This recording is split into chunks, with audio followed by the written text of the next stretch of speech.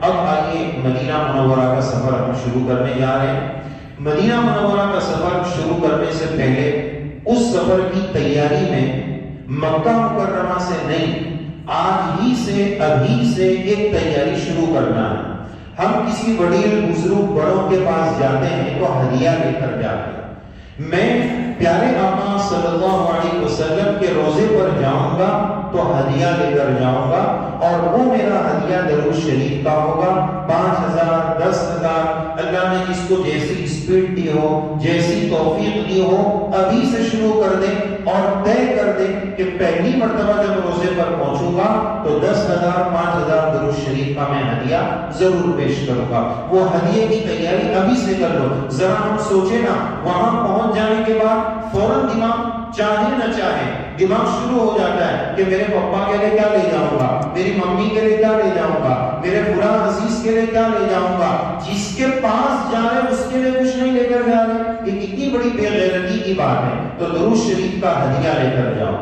اور دوسری بات، جانے والے اس نیت کے ساتھ جائیں کہ اب تک میری حرکت سے اگر پیارے آقا صلی اللہ علیہ وسلم کو تکلیف ہوئی ہے تو آج ارادہ کرتا ہوں کہ یہ چہرہ سنت والا میں بنا کر جاؤں گا، اب اس پر ہاتھ نہیں پھراؤں گا۔ آپ صلی اللہ علیہ وسلم کی حیات طیبہ میں دو ایمان والے نہیں، بے ایمان شخص بغیر داڑھی والے آئے۔ پیارے آقا صلی اللہ علیہ وسلم نے چہرہ گھما لیا۔ حضرت شیخ رحمۃ اللہ علیہ نے لکھا ہے نظر نہیں ملائی، تو بغیر داڑھی والے ایمان والے نہیں تھے، حضرت نے فیس نہیں ملایا۔ ذرا ہم سوچیں کہ اتنا خرچہ کر کر روزے پر جاؤں اور اللہ کے نبی کی توجہ نہ ملے تو مجھ سے بڑا محروم قسمت کون ہوگا؟ یہ بہت بڑی محروم۔ اللہ کے واسطے اس کو آپ تانا نہ سمجھیں، ایک اجنبی بندے کا درد دل سمجھیں کہ ارادہ کرو کہ انشاءاللہ سنت والا چہرہ لے کر ہم جائیں۔ ارادہ کرنا ہے، کوشش کرنا ہے۔ پھر مدینہ منورہ ہم پہنچے تو اسی طرح آرام کریں، فریش ہو کر روزے پر سلام پیش کرنے جائیں۔ روزے پر سلام پیش کرنے جانا ہو یا ریاض الجنہ میں جانا ہو، دونوں جگہ پر اس بات کا خیال رکھیں کہ دوڑ کر چلا کر نہ جائیں۔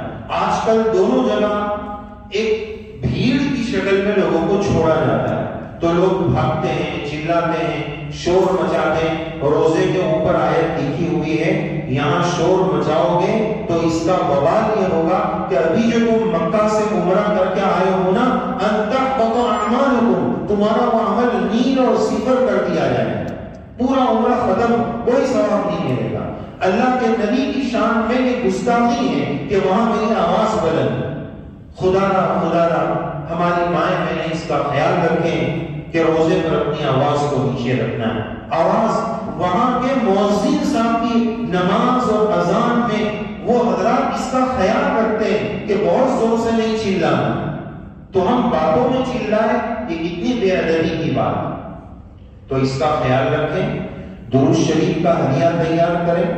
روزے پر جانے سے پہلے غسل سنتوں کا اہتمام، مسواک کی طرف سرما جو ہو سکتا ہے کریں، اور جانے سے پہلے صدقہ نکالنے کا اہتمام کریں۔ صدقے کا فائدہ کیا ہوگا کہ صدقہ مصیبت کو ٹالتا ہے۔ اگر ہم روزے پر جائیں، مجھ سے کوئی گستاخی اور بے ادبی ہو جائے اور اللہ کے نبی کو تکلیف ہو جائے، اس پر جو مصیبت آ سکتی ہے اس سے بڑی کوئی مصیبت نہیں۔ وہ مصیبت نہ آئے، مجھ سے کوئی بے ادبی نہ ہو، اس لیے روزے پر جانے سے پہلے ہر جانے والے کی طرف سے صدقہ نکالنے کا اہتمام کریں۔ تو کتنی باتیں بتائیں؟ درود شریف کا ہدیہ پیش کریں، تیار ہو اور صدقے کا اہتمام کریں، باادب انداز میں جائیں۔ جیسے جیسا روزہ قریب آنے لگے دل دھڑکنے لگ جائے کہ میں بہت بڑی سرکار میں جا رہا ہوں، بڑے گناہوں کے بوجھ کے ساتھ جا رہا ہوں، اس تصور کے ساتھ جائے۔ اور دھیرے دھیرے بوجھل قدم سے جب ہم روزے کے قریب آ جائے، لکھا ہوگا گرین میں ہونا رسول اللہ صلی اللہ علیہ وسلم، تو وہاں عظمت اور عقیدت اور احترام کے ساتھ پیارے آقا صلی اللہ علیہ وسلم کی خدمت میں سلام پیش کیجئے. الصلاۃ والسلام علیک یا رسول اللہ، الصلاۃ والسلام علیک یا حبیب اللہ، الصلاۃ والسلام علیک یا خیر خلق اللہ.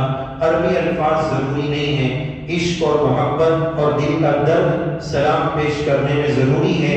آپ اپنی بھاشا میں، اپنی زبان میں بولیے، یا رسول اللہ آپ کا ایک امتی بہت دور سے آیا ہے، بہت دیر سے آیا ہے، گناہوں کا بوجھ لے کر آیا ہے، شرمندہ ہو کر آیا ہے، گناہوں کی سفارش کی امید لے کر آیا ہے. پیارے آقا اس گنہگار امتی کا سلام قبول فرمانا چاہیے. درد کی کیفیت کے ساتھ آپ اپنے الفاظ میں سلام پیش کیجئے، عربی الفاظ ضروری نہیں. بعض حضرات نے یہ بھی کہا ہے کہ ہو سکے تو روزے پر آپ کلمہ بھی پڑھ لیں، اور اس کی وجہ یہ ہے کہ ہمارا عقیدہ ہے کہ رسول اللہ صلی اللہ علیہ وسلم اپنے روزے میں باحیات ہیں. کل قیامت کے دن پیارے آقا صلی اللہ علیہ وسلم گواہی دے سکے کہ میرے اس امتی نے میرے سامنے کلمہ پڑھا تھا، یہ ایمان والا ہے، یہ ایمان والا ہے. میرے ایمان کی گواہی وہاں سے مل سکے. مدینہ جانے والوں ذرا اپنی قسمت پر ناز کرو. میں آپ کو کیا بتاؤں، حدیث پاک سنیے. رسول اللہ صلی اللہ علیہ وسلم فرماتے ہیں من زار قبری فقد وجبت له شفاعتی، جس نے میرے روزے کی زیارت کر لی اس کے لیے میری سفارش واجب ہے. پیارے نبی کی سفارش واجب ہے. ایک بات جو اس کے اندر چھپی ہوئی وہ بھی دیکھیے. ذرا یہ بات بتائیے کہ رسول اللہ صلی اللہ علیہ وسلم کیا کسی بے ایمان کی سفارش کریں گے؟ نہیں، ایمان والے کی سفارش کرو. تو مدینہ جانے والوں ذرا اپنی قسمت پر ناز کرو کہ جس کو روزے کی زیارت ملی انشاءاللہ اس کا خاتمہ بھی ایمان پر ہوگا. یہ حدیث بتا رہی ہے. تو اللہ تعالی ہمیں ان نعمتوں کی صحیح قدر نصیب فرمائے، عظمت اور احترام کے ساتھ لے جائے. تو خوب عقیدت اور محبت کے ساتھ سلام پیش کرے، اور وہاں سے جواب آ گیا وعلیکم السلام. وہ سلامتی دنیا اور آخرت کی سلامتی ہے. تو بہت عقیدت اور احترام کے ساتھ ڈرتے ہوئے سلام پیش کیجئے. ویڈیو کے چکر میں، موبائل کے چکر میں، چپل کے چکر میں وہاں نہ جائیے. کیا گستاخی ہے کہ روزے پر میں چپل لے کر جاؤں.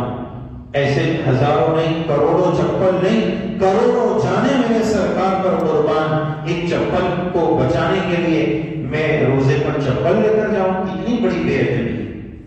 لہٰذا وہ چپل کا صحیح انتظام کرے. روزے پر چپل لے جانا یہ بے ادبی، اس کا خیال رکھیں. پھر آگے حضرت ابوبکر پر سلام پیش کریں، عربی میں نہیں تو اپنی زبان میں پیش کریں. پھر حضرت عمر پر سلام پیش کریں. یہ مدینہ منورہ کا خاص عمل ہے. اگلا عمل ریاض الجنہ کا ہے، جس کے لیے آج کل اپوائنٹمنٹ لینا پڑتا ہے. تو پہلے سے اپوائنٹمنٹ کی فکر کیجئے. بعض مرتبہ آج کل اپوائنٹمنٹ میں آپشن ہوتا ہے، تو کون سا وقت آپ کی سہولت کا زیادہ ہے. اس سلسلے میں آپ کو ایک ہدایت یہ دیں گے کہ ڈیٹ کے اعتبار سے بھی آپشن ہے اور ٹائم کے اعتبار سے بھی. تو فجر کے بعد اور عصر کے بعد ٹائم مت لینا، اس لیے کہ اس وقت میں ہم نفل نہیں پڑھ سکیں، تو وہاں جا کے نماز نہیں ہوگی، پھر دعا کر سکیں. اور اگر آپشن نہیں ہے تو پھر تو مقدر کی بات ہے، جو مل رہا ہے وہ لے لیجیے. ریاض الجنہ میں جانے کی ترتیب بنا لیجیے.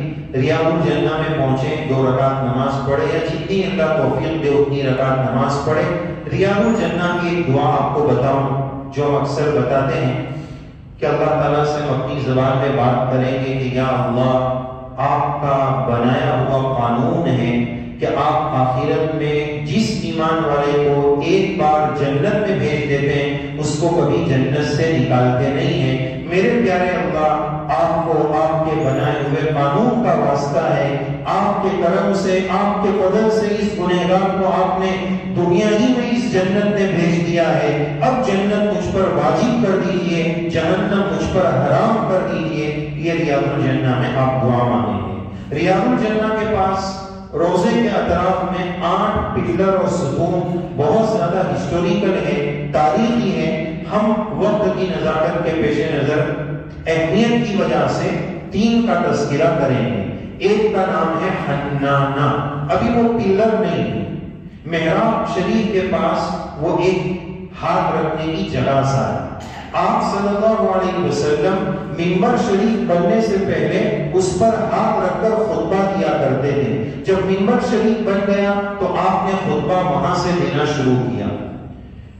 دست اقدس کی شفقت سے محروم ہو کر وہ درخت کا تنا اتنا زور سے رویا کہ پورے صحابہ کے مجمع نے اس درخت کے رونے کی آواز کو سنا کہ اللہ کے نبی کے ہاتھ کی شفقت سے میں محروم ہو گیا۔ وہ اتنا رویا کہ اللہ کے نبی علیہ السلام نے دوبارہ آ کر اس کو چپ کرایا۔ محدثین نے لکھا ہے کہ اگر حضرت چپ نہ کراتے وہ قیامت کی صبح تک روتا رہتا اور ہر مدینہ جانے والا اس کے رونے کی آواز کو سنتا۔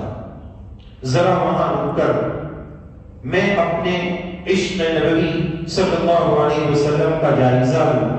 اگر میرے ماں باپ حیات ہیں، اللہ ان کی عمروں میں برکت عطا فرمائے۔ اگر ان کا وصال اور انتقال ہو گیا، کبھی ان کی یاد آتی ہے تو میرے آنسو چھلک پڑتے ہیں۔ ذرا میں وہاں رک کر سوچوں، میرے ماں باپ، میرے دادا دادی کی یاد میں تو کبھی مجھے رونا آ جائے۔ کیا میری زندگی جو اب بچپن سے 55 گزر گئے، میری زندگی میں کبھی ایسا ہوا کہ مجھے اللہ کے نبی کی یاد آ گئی اور ان کی یاد میں رو پڑا؟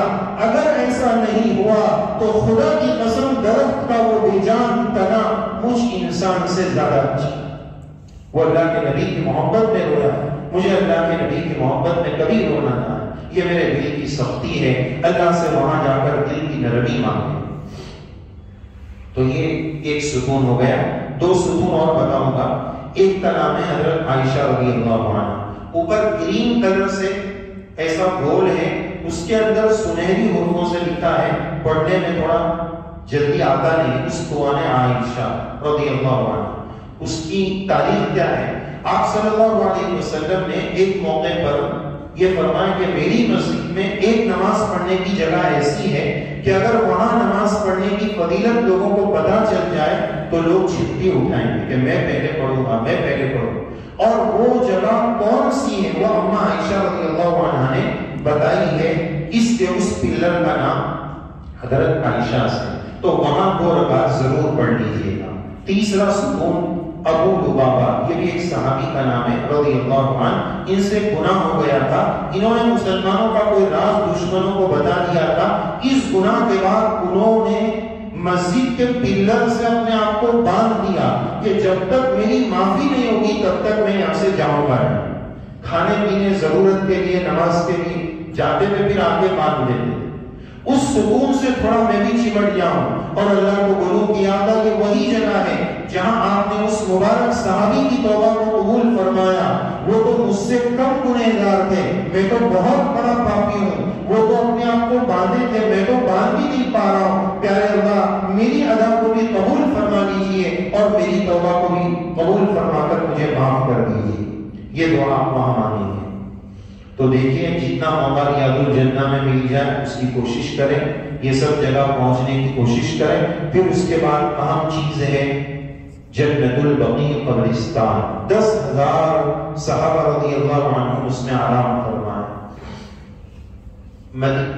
یہ قبرستان فجر کے بعد اور عصر کے بعد کھلتا ہے۔ ہمارا مشورہ ایسا ہے کہ آپ فجر کی نماز پڑھنے جائیں تو روزانہ کا معمول بنا لیں کہ فجر کے فوراً بعد سلام پیش کرنے جائیں گے، سلام پیش کر کے بقیع جائیں گے۔ صبح کا وقت ٹھنڈا رہتا ہے، 4 بجے 5 بجے بہت زیادہ گرمی ہوگی تو اس وقت جانا مشکل ہوگا، اس لیے صبح کا وقت بڑا سہانا اور اچھا ہے، ایصال ثواب بھی اچھے سے ہوگا، تو صبح کے وقت جانے کی یہ ترتیب بنا ہے۔ پھر اس کے بعد مدینہ منورہ میں بہت ساری زیارت کی جگہیں ہیں، مسجد قباء ہے جہاں سنیچر کو آپ صلی اللہ علیہ وسلم کا عام طور پر جانے کا معمول شریف تھا۔ کبھی آپ پیدل جاتے، کبھی سوار ہو کر جاتے، تو ہم بھی وہاں جانے کا ضرور اہتمام کریں، عمرہ کا ثواب ملتا ہے۔